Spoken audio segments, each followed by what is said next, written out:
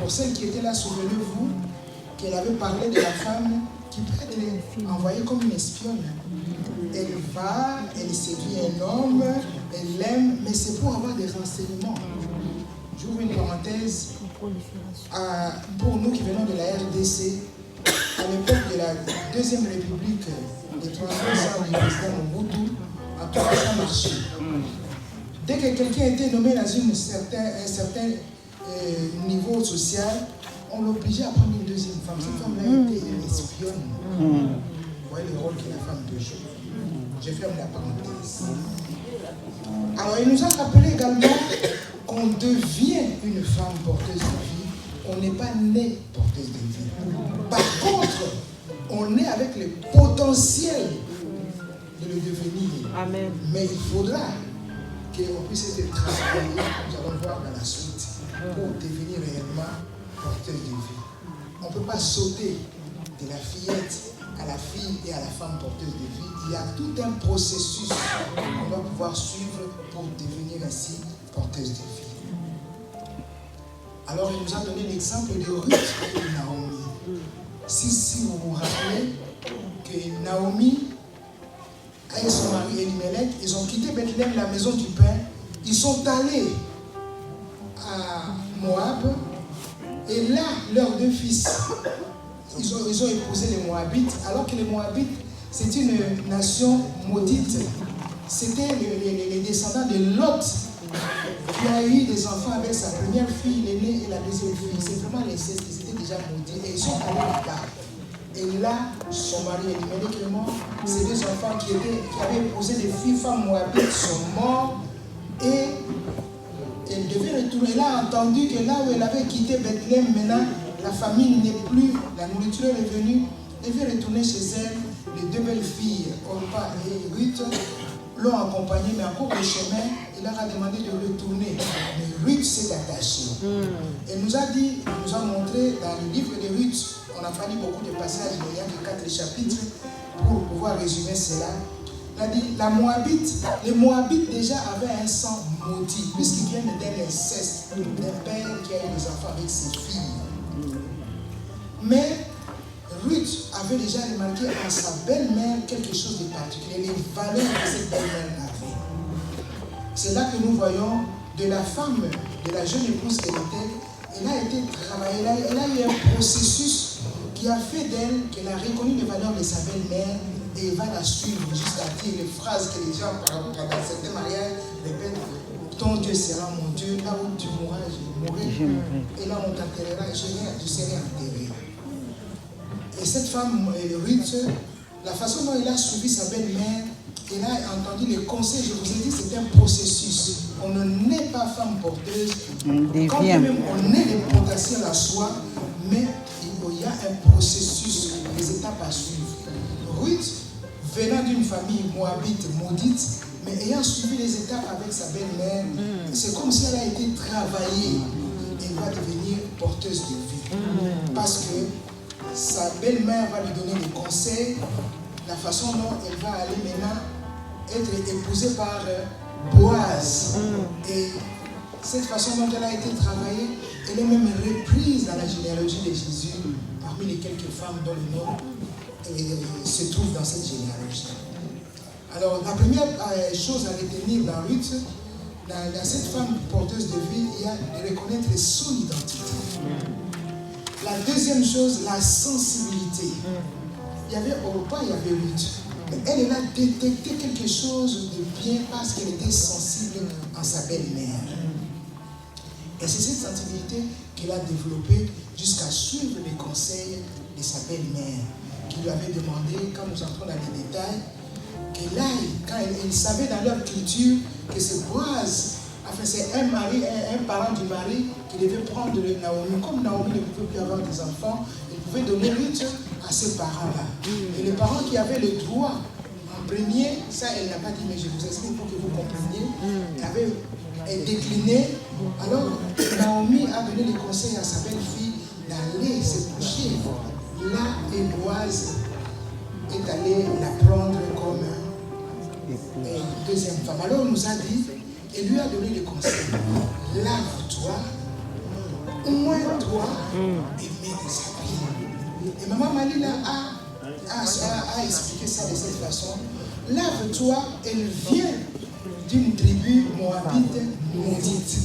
Elle doit se lever pour enlever comme cette malédiction qui était sur elle. Elle doit soindre l'huile d'onction, l'huile qui permet à ce que le joug de la malédiction qui était en elle puisse partir. Elle doit revêtir des habits pour que maintenant elle soit comme une nouvelle personne.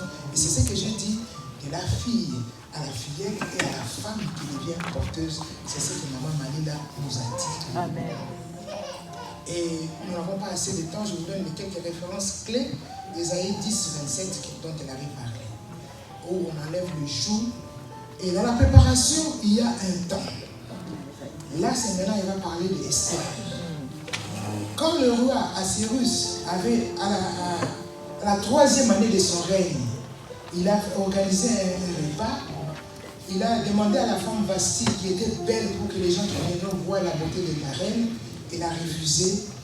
Et les hommes avaient dit, mais si elle refuse, nos femmes aussi vont devenir têtues comme elle, il faut la disqualifier. Le roi n'avait pas de choix, il l'a disqualifiée. Entre-temps, Esther, comme nous connaissons l'histoire, elle était une jeune juive qui a été déportée avec son oncle Mardoché. Elle a même traité Mardoché d'extrémiste, de quelqu'un de dur qui a éduqué Esther dans cet enseignement-là.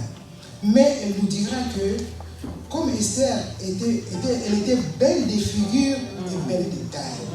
Vasti était seulement belle, on n'a pas ajouté autre chose. Alors, Esther, on a demandé aux filles de se rendre pendant 6 mois, les premiers 6 mois avec certains produits, le deuxième semestre de l'année avec d'autres produits. Alors, Esther a suivi tout cela. Mais vous vous rendez compte, elle devait attendre 4 ans. Parce que nous voyons cela dans Esther, chapitre 1er, verset 3, la 3e année, Assyrus a organisé un banquet. Là où Vasti a été disqualifié. La 7e année, c'est là qu'on va choisir une femme pour remplacer Vasti. Ça fait 4 ans, comme Mme Marie l'avait dit. La patience. Dans ce processus, il ne faut pas être pressé. Ce n'est pas comme un intellectuel du TikTok. Pour qu'elle devienne réellement porteuse du fruit. Elle a parlé également de l'originalité. Elle a été vraiment originale, Esther.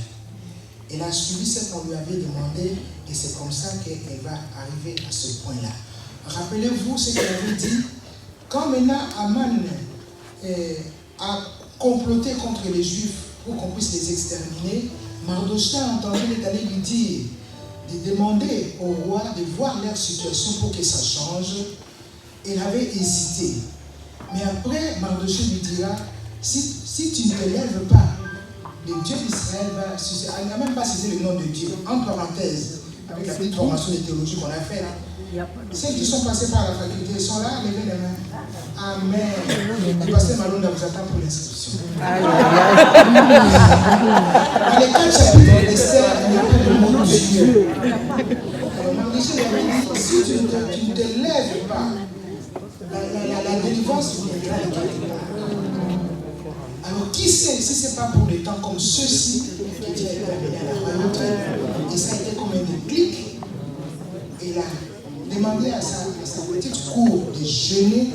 Et quand il est arrivé vers le roi, vous connaissez peut-être l'histoire, il a présenté les problèmes. Et l'édit d'exterminer les Juifs a été supprimé. Et c'est Aman qui a été tué, porteuse de vie, Esther. La session suivante, Maman Malila a continué et nous a parlé d'une femme, Abigail.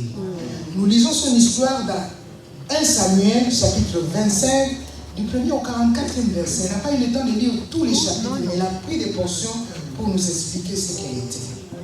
Abigail, cette femme porteuse de vie, elle nous a dit qu'elle était accessible auprès des travailleurs. Parce qu'on nous dira que son mari, c'était un très riche homme de cette époque-là.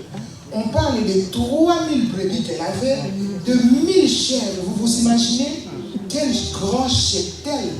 Elle doit avoir eu des travailleurs pour paître ces brebis et pour tondre le pelage et avoir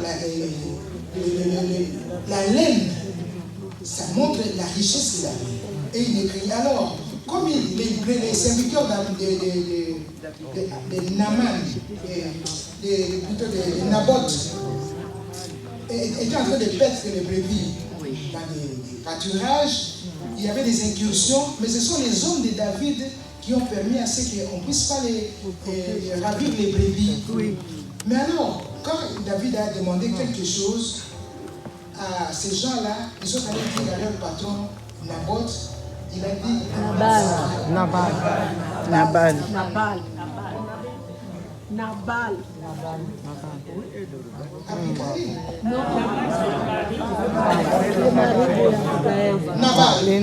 c'est ça. Il est allé dire à David, qui est-il pour que je lui donne ces choses? Quand on a rapporté à David, David a dit que Dieu lui traite de toute sa colère s'il n'extermine pas Nabal. La femme a entendu, une femme porteuse de vie, et son mari était aussi dur envers elle, parce qu'on a dit qu'il était un méchant homme. Si c'était aujourd'hui, ça c'est moi qui ajoute, il allait dire bien fait pour vous. Mais, étant porteuse de vie, qu'est-ce qu'elle a fait? Le verset 18 nous dit, elle a pris 200 pains, 2 outres de vin, 5 pièces de bétail, 5 mesures de grains rôtis, 500 masses de raisins secs, 200 figues sèches, et il a mis sur des ânes. Il va maintenant rencontrer, sans dire à son mari, il va rencontrer David pour calmer la colère de David. Elle a déjà entendu comment il va exterminer Nabal et toute sa clique. Et ici, maman Malila nous a dit, Abigail avait plutôt investi à long terme.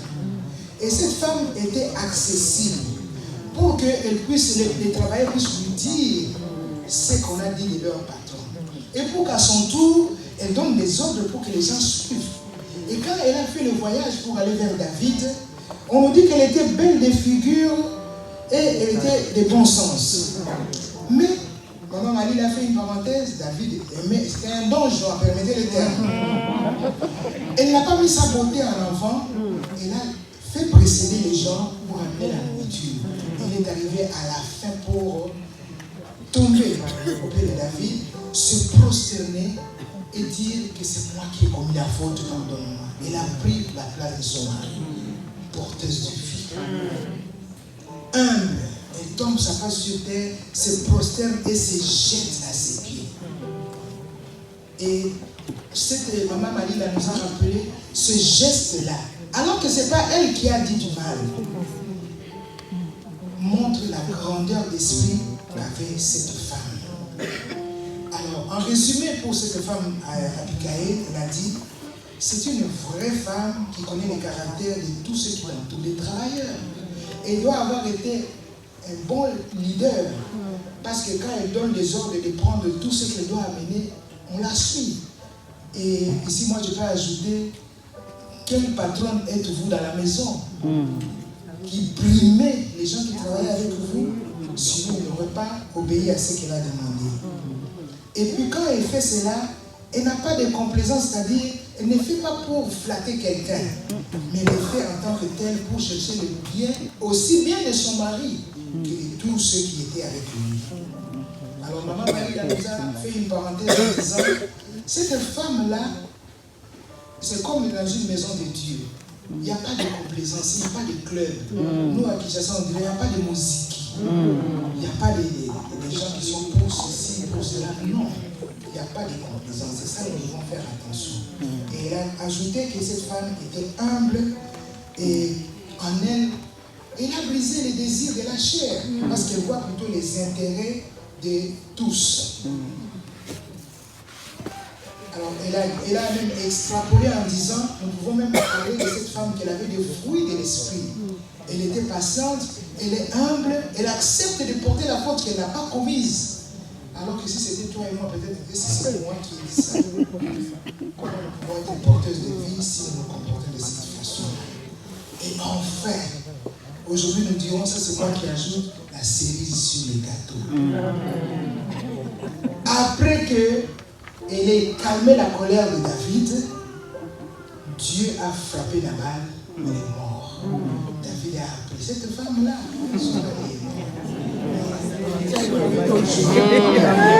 Pour envoyer les serviteurs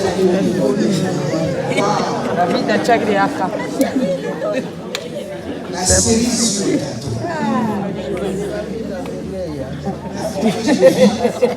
Tu as celui qui reste veuve, Dieu a fait d'elle une femme du roi.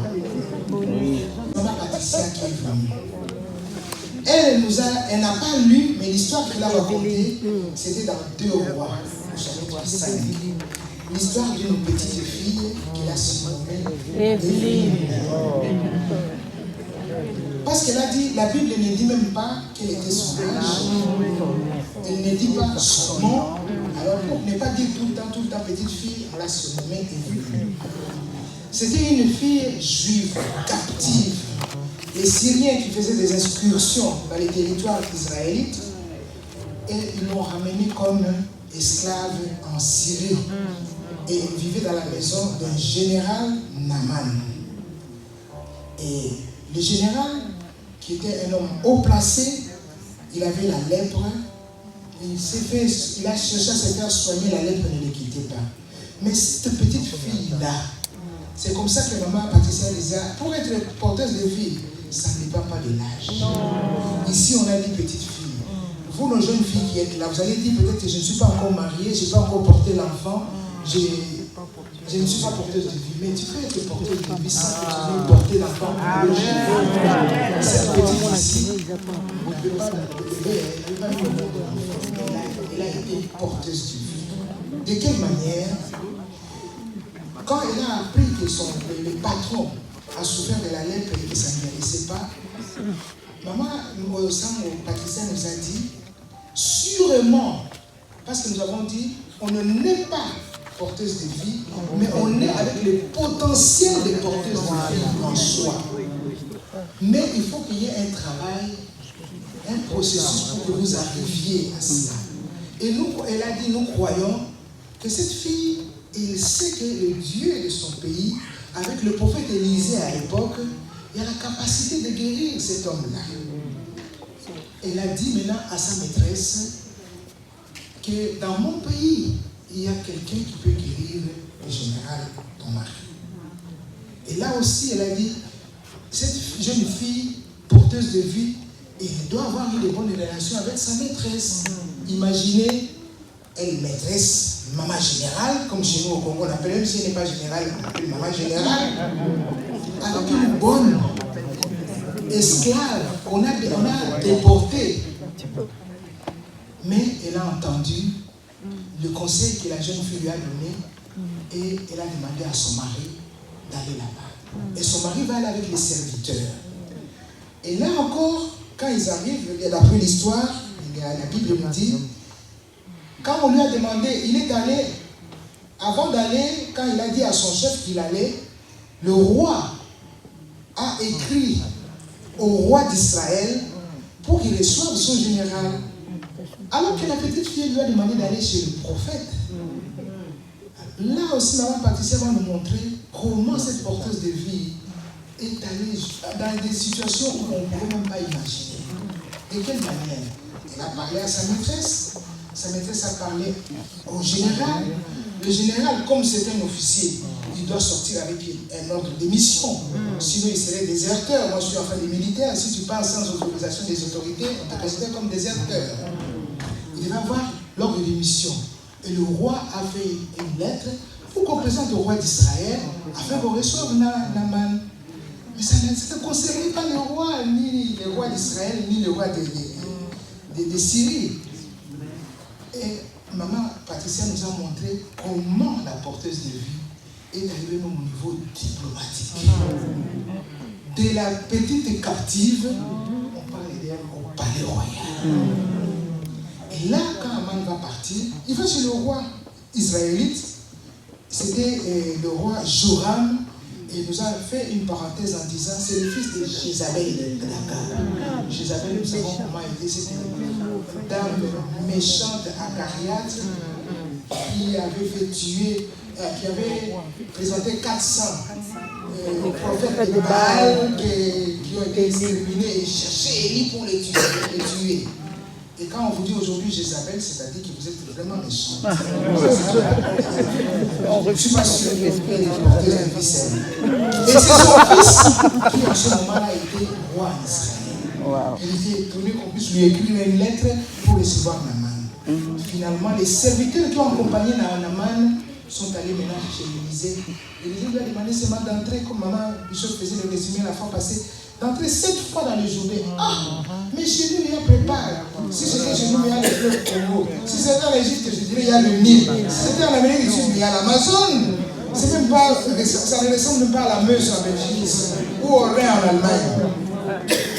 Et nous avons des grands fleuves. Qu'est-ce que... Alors les serviteurs lui ont dit, obéissez. Là, maman Patricia nous a montré, vous voyez combien cette fille influenceuse, indirectement influencée, même les serviteurs. Parce que ce n'est pas elle qui a parlé à Naaman d'aller, elle a parlé à la maîtresse a parlé à son mari a mis les serviteurs. Là où ils sont partis, la femme de Naaman est restée. Mais là où ils sont partis, les serviteurs ayant entendu, ont encore persuadé leur chef d'accepter seulement, c'est simple, d'entrer 7 fois dans le journée. Et la Bible déclare quand il est sorti, la peau était saine comme la peau du bébé. Alors que la lèpre fait couper les doigts et vraiment ça déforme. Alors maman Patricia nous a fait voir combien cette fille-là, Evelyne, a influencé. Ce n'est pas une influenceuse de YouTube, de TikTok, d'Instagram, mais une influenceuse dans le cadre de porter la vie à Naaman, puisqu'il est rentré guéri. Et nous a encore fait voir, la Bible ne le dit pas, il dit, mais il avait amené des cadeaux qu'Élisée n'a même pas voulu prendre. C'est Géasi qui l'a suivi et il a été maudit, la lèpre est entrée dans ses maisons. Alors maman Patricia nous a fait voir, elle dit, cette fille-là, qui a permis à Naaman de guérir de la lèpre, il avait amené des cadeaux pour celui qui allait nous guérir. Dieu va les guérir au travers du prophète Élisée. Nous nous imaginons à son retour qu'est-ce qu'elle a fait à la petite fille. Qu'est-ce qu'elle a fait à Evelyne? Porteuse de vie. Et là aussi, la maman Patricia a souligné que c'est très important que nous puissions former les enfants, comme l'exemple de Timothée, le bishop a revenu sur ça hier, de sa grand-mère Louise, de sa mère Eunice et de ceux qui lui étaient devenus les fils de l'apôtre Paul. Et ça, c'était ce que maman Patricia nous a donné. Alors, elle a dit, en suivant l'exemple de la petite fille, il faut que nous sachions condamner les œuvres des ténèbres. Parce que Jézabel, qui est la maman du roi Joram, n'avait pas de bonnes œuvres. Et nous devons, pour réussir à être une porteuse de vie, nous devons cultiver l'intimité avec Dieu. C'est comme ça, quand nous sommes rapprochés de lui, ce que nous allons faire va porter du fruit. Et pour que nous puissions comprendre cela, elle avait dit encore que cette fille, en disant à sa maîtresse que Naaman doit aller en Israël pour rencontrer Élisée, elle courait le risque. Si tu fais déplacer tout un général comme ça et que là, ça ne marche pas, quel serait son sort? Une pauvre esclave, on allait l'exterminer. Elle a pris le risque parce qu'elle avait, nous supposons que Dieu était derrière elle. Ainsi, aujourd'hui, à l'exemple d'Evelyne, cultivons l'intimité avec Dieu. Et ce que le bishop nous a dit hier, on m'avait donné un quart d'heure, je crois que le temps est déjà passé, je ne vais pas y revenir en détail, mais le bishop nous a parlé de 4 femmes. Il nous a parlé d'Ève, il nous a parlé d'Éloïse, de la grand-mère de Timothée et d'Eunice, sa mère. Il nous a parlé de Rahab et il a terminé par Lydie. En résumé, je peux dire ceci. Le bishop nous a parlé d'Ève comme le nom qu'Adam a donné à celle que Dieu a créée en l'ayant endormie. Parce qu'elle a dit, c'est elle qui était la porteuse de vie. C'est d'elle que l'humanité va naître. Parce que c'est elle la mère de tous les humains, de tous les vivants. Nous avons lu des passages. Comme c'est encore frais, je vais passer rapidement parce que vous vous souvenez encore. Alors, elle a eu le premier enfant, Caïn, le deuxième enfant, Abel. Mais les noms que le bishop nous a expliqués par rapport à ceux-là n'ont pas plu à Dieu jusqu'à ce qu'il a eu Seth.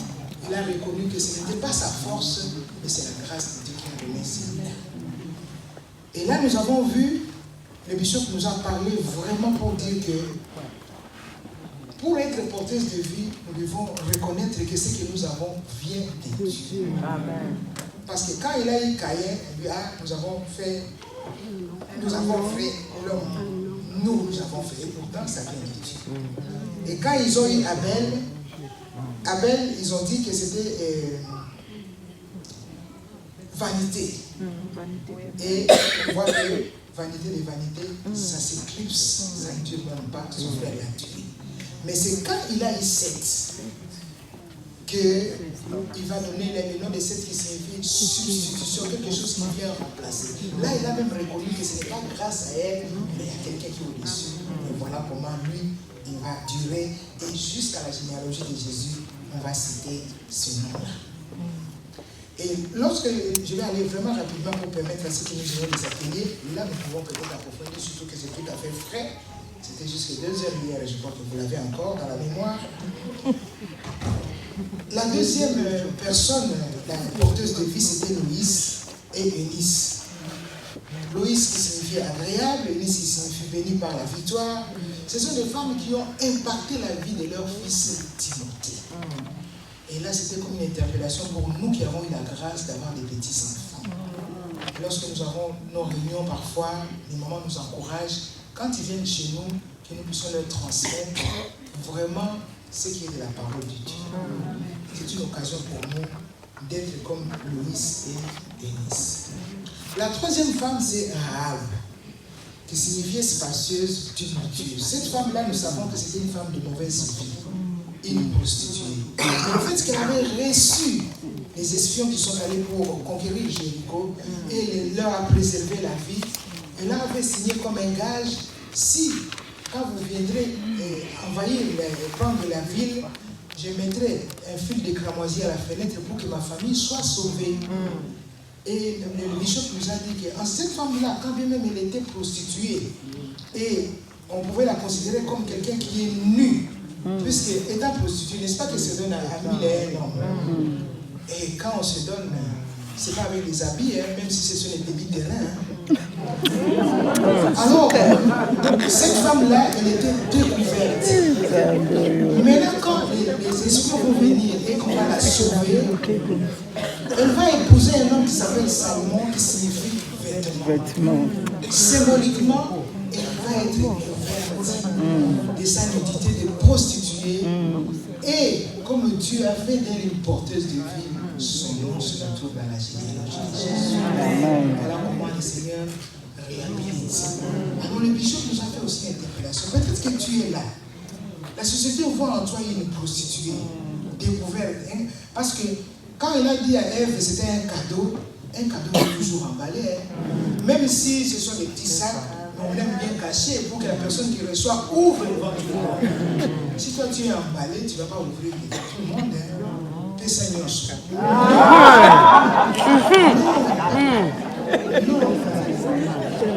Tu es un cadeau. Tu es un cadeau. Tu ne vas pas te donner au premier frère. Alors, mais Dieu l'a réhabilité et il a épousé un homme qui s'est revêtu. Et sa réhabilitation se voit, son nom est dans la généalogie. Et enfin, il dit qu'il signifie travail. Cette femme marchande de pourpre, dans le livre des Actes chapitre 16, une femme courageuse, elle porte la vie. Elle vendait et elle amenait celle qu'elle avait comme revenu et elle aidait les serviteurs de Dieu. Et à partir d'elle, toute sa famille a été bénie. Et aujourd'hui, nous avons aussi des parmi nous. Les mamans de Matomé sont là. Nous avons des victimes. Même ailleurs, des commerçantes. Nous avons des femmes vendeuses de poupes. Vous êtes non seulement vendeuses de poupes, mais porteuses de vie. Amen. Alors, le temps qui m'a été imparti est tout ça. Soyez indulgents envers moi.